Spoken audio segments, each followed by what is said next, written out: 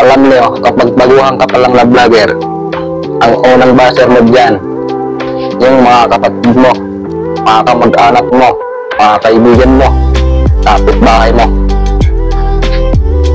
Hindi mo sila makikita na magla-like sa'yo kasi nahihiya sila sa ginagawa mo.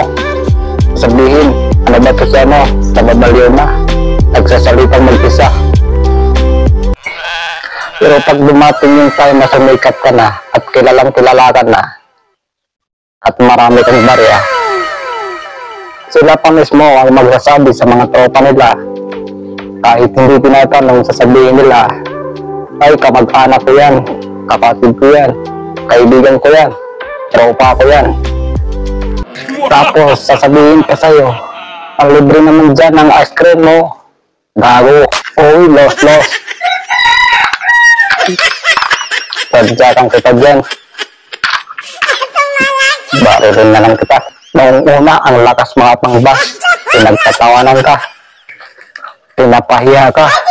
Pero ngayon, ang lakas makahingi. Puro na lang loob.